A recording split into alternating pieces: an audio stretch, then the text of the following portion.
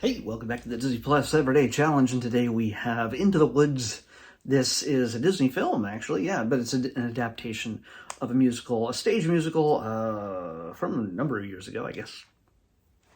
80s? I'm not really sure. I'm not really familiar with it. This is the first time I've seen the film. This is from 2014, though. It's 2 hours and 6 minutes long.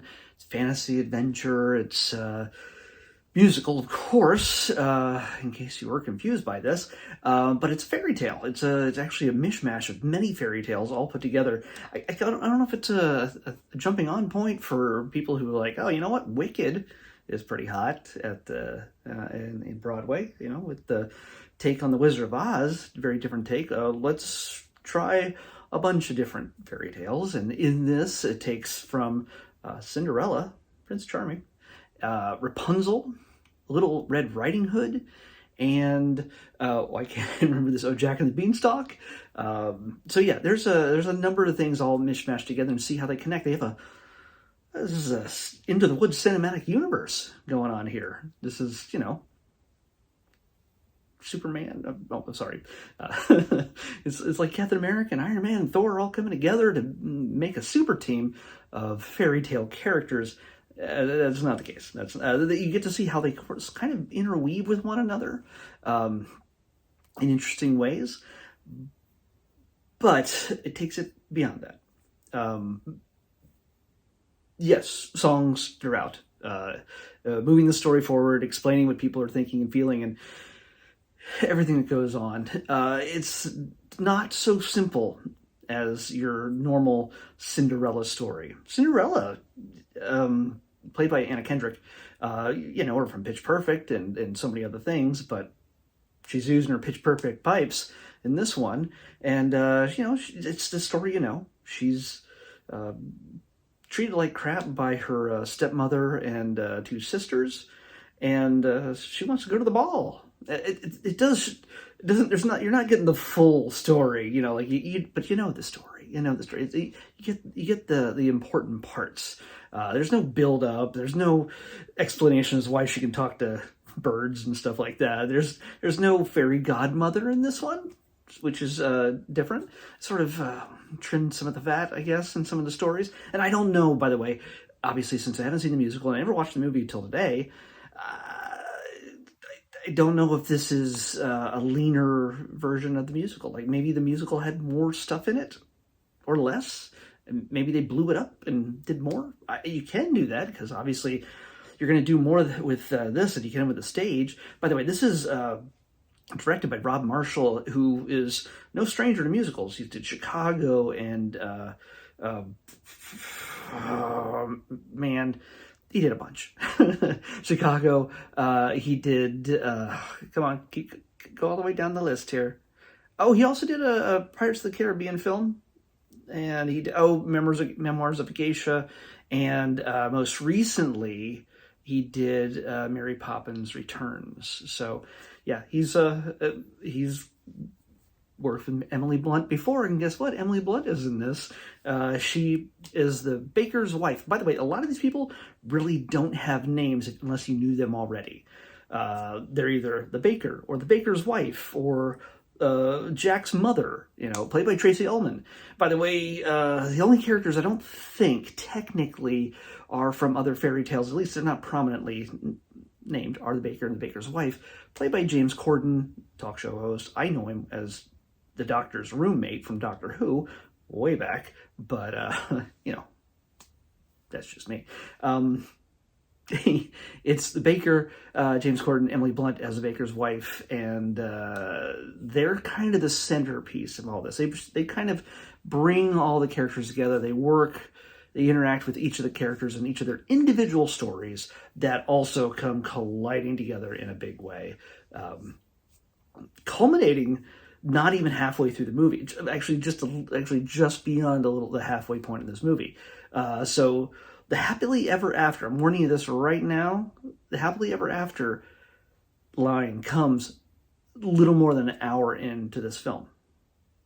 But as we all know, in films like this, yeah, don't necessarily always get a happy ending, because this is a movie that's not meant to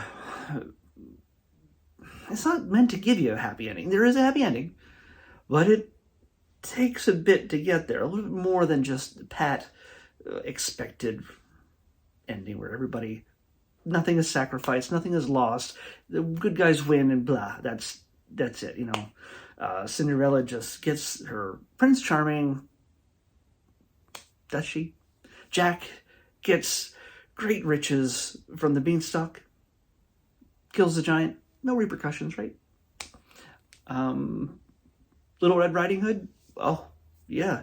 She gets to meet the big bad wolf. Oh, by the way, did I mention the big bad wolf is Johnny Depp? Yeah.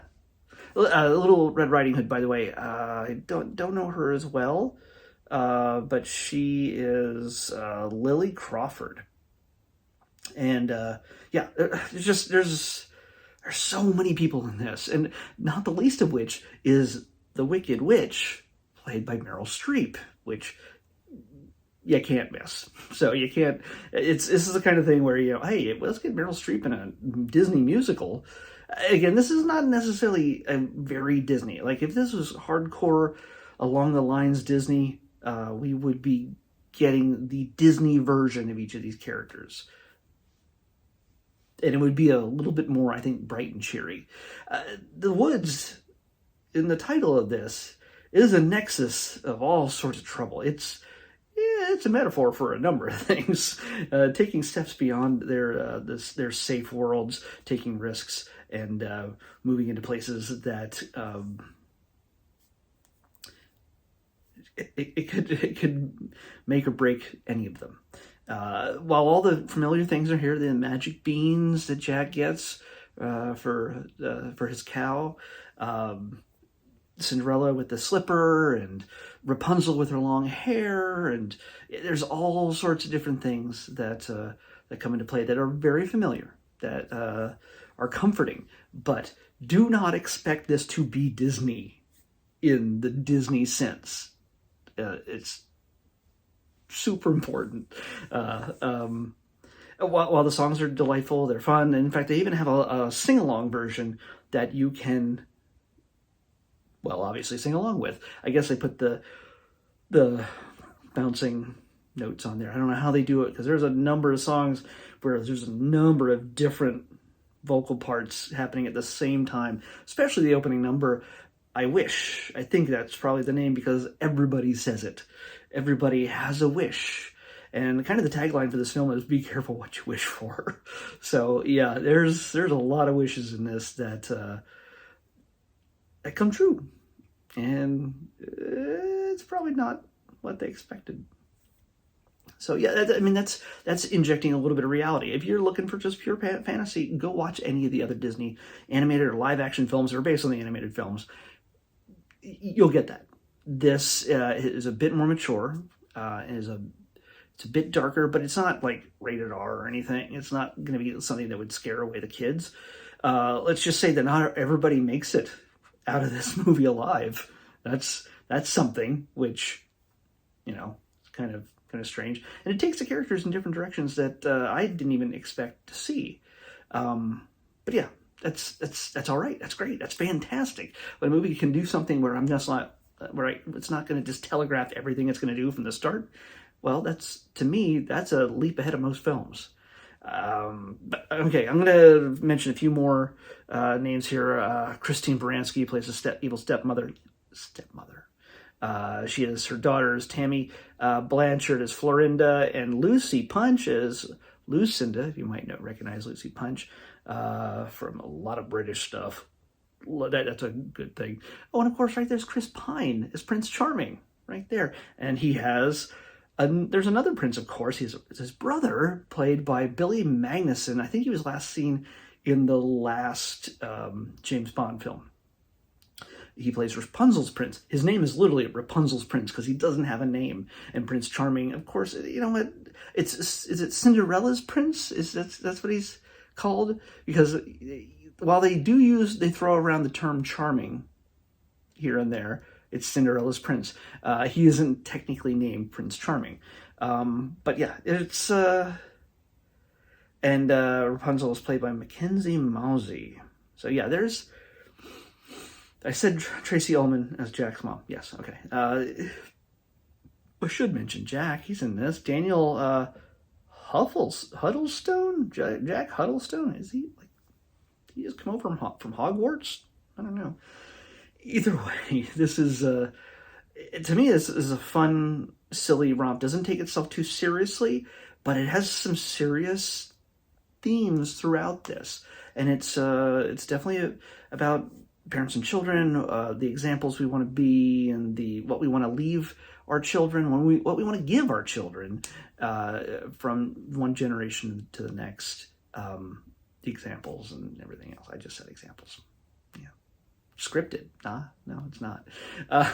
So there's a lot of stuff you could probably take from this. There's a lot of stories told through this in unique ways that might give you new insights into these characters.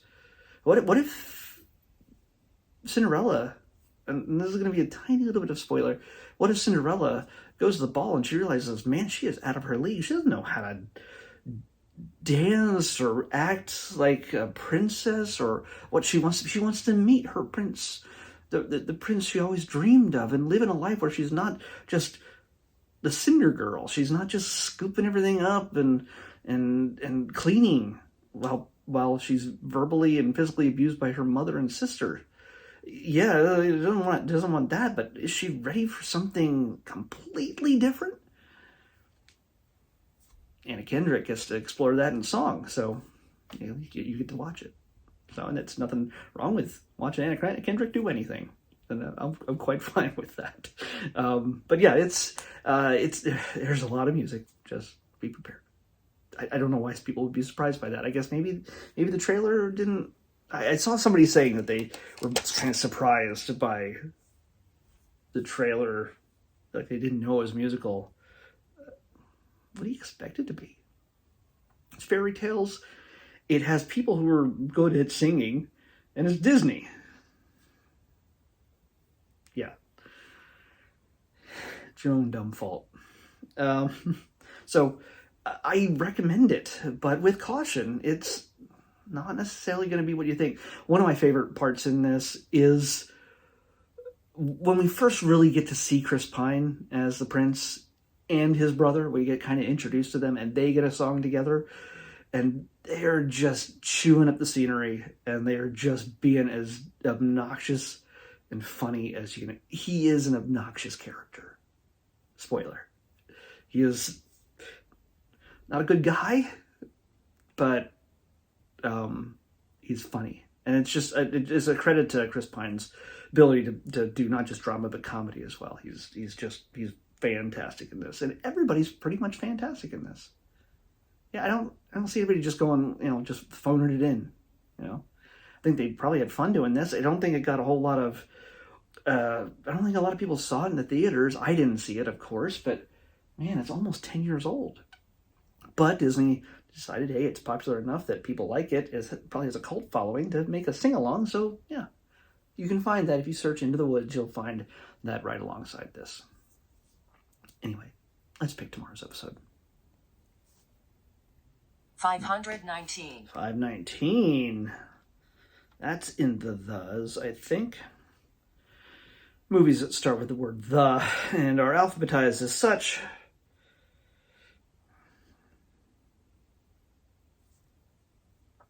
Oh, yes. It is, and it's a short. Should make my day easy tomorrow. We've seen one of these so far. It's a seasonal short, and it's not necessarily a short, it's a longer short.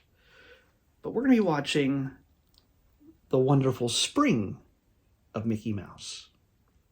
This is the new style animation, not the classic old stuff, so it's going to be okay. Old school fans. Mickey Mouse, Donald, Minnie, Goofy, Pluto, Daisy, they're all still fun. So, why did I already forget what it's called? The Wonderful Spring of Mickey Mouse. I'm tired. We'll be watching that tomorrow on the next Disney Plus Everyday Challenge. See you then.